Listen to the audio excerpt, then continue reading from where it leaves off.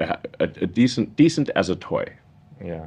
Not as like a transport you could count on, but as a toy, it was decent. Became decent around end of 2009, early 2010. Anyway, that Daimler investment in May 2009 was what was essential to Tesla's survival, not a government loans. So this is another thing that is a misunderstanding here, because they got confused because GM and Chrysler and Ford, GM got a massive bailout, just like a flat-out friggin' donation from taxpayers, like of tens of billions of dollars. So GM got like I don't know, $30 billion handout, basically with no repayment. Last I checked, there's over $14 billion that's unpaid. Okay, so maybe it's a real amount though. Okay, it's 14 that has not been repaid and never will be, I suspect. So, and then Chrysler got a bunch of money, and then Ford got like a $5 billion loan. But Ford is in better financial shape because I don't know for whatever reason. I think that the Ford family has more long-term thinking than the people that were running GM and Chrysler. So they were in a better financial position. But it remains the case today that the only American car companies that have not gone bankrupt are Tesla and Ford. And unless something changes significantly with Rivian and Lucid, they will both go bankrupt. They're tracking to bankruptcy. They may not say like that is currently like if this was an airplane, they're going like that. So if something happens to go change, okay. But currently, the intersection with doom. Yeah. So I hope they are able to do something, but unless they cut their costs dramatically, they are in deep trouble. And will end up in the cemetery like every other car company, with the exception of Tesla and Ford. Anyway, that Daimler investment was essential to Tesla's survival. Around that time, in mid-2009, we got a letter, sort of a letter of interest, like a non-binding letter of interest from the DOE for a loan that I believe was around $500 million. Now, that was not a loan where they just give you $500 million. That was one where you spend the money, you provide invoices. Those invoices are provided to DOE. They then refund you based on the audited expenses that you paid. It's not like lump sum type of thing. It's retroactive after you spend it. It's a reimbursement program. It's a loan reimbursement. Yeah. So there's nothing's given for free. It's a loan reimbursement. So it would not be possible to use that as advanced capital to make something happen. It can only be used to reimburse expenses that have already taken place with a 2 to 3 month lag. And the first disbursement, that letter of interest did not become an actual binding document until 2010. And the first money that Tesla received as a reimbursement from that, I think, was March or April of 2010. By which time the recession had passed. So if we had needed the money from that loan, Tesla would have gone bankrupt. Yeah. So the DOE loan, I think, was helpful as an accelerant, but it was not a life or death thing for Tesla. And ultimately the constraints, the problem is that the DOE was second guessing our business plan and our execution. So we're like, well, we need to change the business plan because if we keep going in that direction, we're going to die. So we're going to go in that direction and in the non-death direction. And then you're explaining to someone at the DOE why you're changing the plan. And then they're like, but the plan is different. You need to stay to the plan. Like, well, if we stay to the plan, we're going to crash and the company will die. And that's why we want to change the plan. But that's the plan. But that's the plan. And I'm like, okay, this is not good. And like, with enough effort, we could actually get the DOE to agree to change the plan, but this was taking up a lot of bandwidth to be constantly convincing people at DOE that the new plan is better than the old plan. So after the IPO in 2010, we paid back the DOE loan. That's awesome. And we actually had to pay a penalty, there was an early repayment penalty. So we paid back the loan with interest plus a prepayment penalty. Like taxpayers made money on the loan. Very important. Yeah. Taxpayers made money on the Tesla DOE loan. Whereas they're still $14 down on $14 billion down on GM. So another thing worth pointing out is none of the incentives, the EV incentives that exist, not one of them was obtained by Tesla. Not one of them. The $7,500 tax credit was General Motors. They're the one who got that. Like Tesla had no lobbying power in DC at all. But GM had huge lobbying powers. They're the ones that got the $7,500 tax credit put in place. And Nissan. But we had basically no presence in DC. So, because you'll certainly hear like, oh, Tesla and tax credits. I'm like, okay, well, currently we don't have the $7,500 tax credit does not apply to Tesla, but it does apply to our competitors. So anyone who has not made any company that's accumulated production below 200,000 cars has a $7,500 tax credit, and Tesla does not because we've long ago exceeded the 200,000 car maximum. So Tesla is at a competitive disadvantage with respect to tax credits. That is quite significant when you're talking about, like, say, a $40,000 car and a $7,500 tax credit.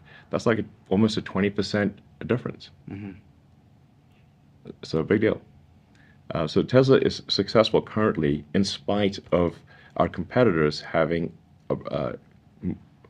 materially greater tax advantages than Tesla. In spite of it, not because of it. If you eliminated all EV incentives tomorrow, Tesla's competitive position would improve significantly.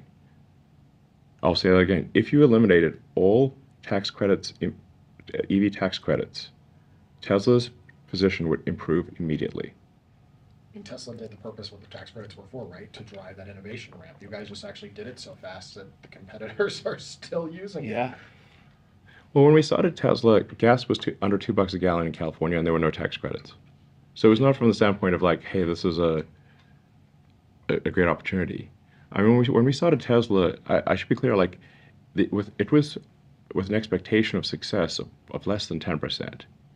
And the same for SpaceX. Yeah. And who in their right mind would think that a car company would have anything more than a 10% probability of success if you've never built a car in your entire life before? There have been guys. Yeah, there's only at the time you had GM, Ford, and Chrysler, and but the history of car companies is like there've been like over 1,000 car company startups in the United States, and they're all dead. So with the 2008-2009 recession, GM and Chrysler also went bankrupt. So then their chances of survival are extremely tiny. Only a fool would start a car company with electric car company or a car company whatsoever and think that the probability of success was high. So my initial thought for both Tesla and SpaceX was that I'd take half the money from PayPal, and I'd waste half of it on two ludicrous ventures, one being a car company and a rocket company, and that would be dumb, and I'd just lose it all, and that'd be, but I'd still have $90 million left, so whatever, but in the end, I like I said, the companies were like children to me. So like it was like, so I gave the companies all the money that I had, and then I would have had no money at all if Tesla and SpaceX had not survived. I would have owed a lot of money and been personally bankrupt if Tesla and SpaceX had not survived. That hadn't happened, we still wouldn't have electric vehicles. Not I think so. Tesla's. I mean, if you like, what is Tesla's fundamental value? It is to serve as an accelerant to sustainable energy. And if you say like, but for Tesla, what would the world be like? In ways that, like, let's say you're looking at this from, the macroeconomic God standpoint, or like a civilization, or The Sims or something. Like, what's the difference here? The difference between Tesla and not Tesla is how many years is sustainable energy accelerated. Mm. That is the fundamental good of Tesla. Yep. Yeah. And then there's also the autonomy thing, which is I think it'll also be very, very significant. It will be very significant. But I'd say, like, in the absence of there being a fundamental technology discontinuity in the form of electrification and autonomy, both of them together, I think a new car company cannot succeed. So, and I'll tell you, like, actually, the real reason that people should have been shorting Tesla, and perhaps why some of them were shorting Tesla, and the real reason that car companies, new car companies cannot succeed, or why it's very hard for them to succeed. And this was first told to me by this automotive investor when I was at Axel Springer headquarters getting a Golden Steering Wheel award. And this guy who's apparently like the best automotive investor in the world, comes up to me and he's like, "Ha, I know why you're going to fail." I'm like, "Well, please tell me." I can think of several reasons. Tell me when I don't know. Yes, and he said he said that the car companies don't make any money on the new car sales. They make all of their money selling parts to cars to the existing fleet. Mm-hmm. So when the warranty runs out, like the life of a car before it hits the junkyard might be 20 years. Warranty is going to typically run out after 4 years, and there's a bunch of stuff that's not covered under warranty. So if you've got a steady state fleet, it means that 80% of your fleet is not under warranty. Mm. So you can sell high margin parts, replacement parts, for the existing fleet, and you can sell your new cars at effectively zero margin. It's like a razors and blades thing. Yeah. Yeah. So you sell the razor for zero margin, Yep. and you sell the blades at high margin. So then this creates a massive barrier to entry for any new car company because you have no existing fleet. So the only way for a new car company to succeed is that does not have an existing fleet is to charge a lot more for your car than what others are paying, than competitors. And in order to charge a lot more, have people actually buy it, the product must be so compelling that people are willing to pay the premium above the alternative cars from the incumbent car makers. This is the only way. And I think without both electrification and autonomy, this does not succeed. So that is the only way to do it.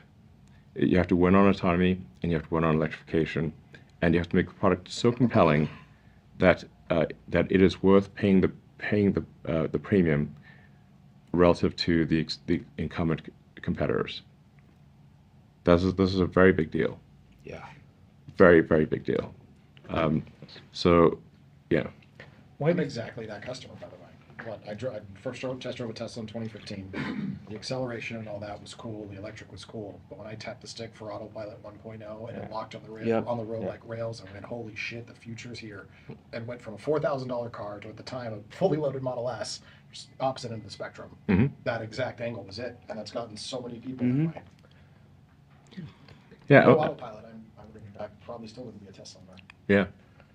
Why do you Exactly. think- And the thing that actually got me, because we're going to get a lot of flack for like autopilot deaths and stuff. Yeah. But let me tell you that, yeah, it's like no amount of statistics can convince people otherwise. They're like, Put on time. yeah. But the thing that actually got me to really get a move on with autopilot was that this anecdote illustrates several things, by the way.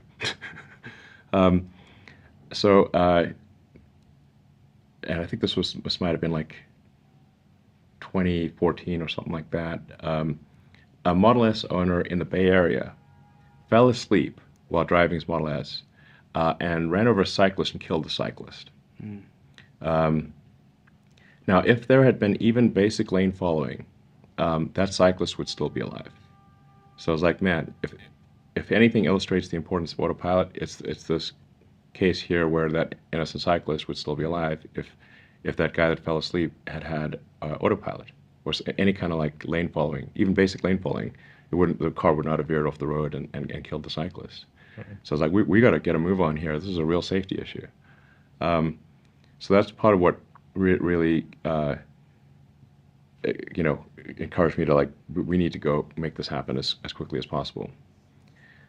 But there's more to the story. The guy that ran over the cyclist did not internalize responsibility for himself. He said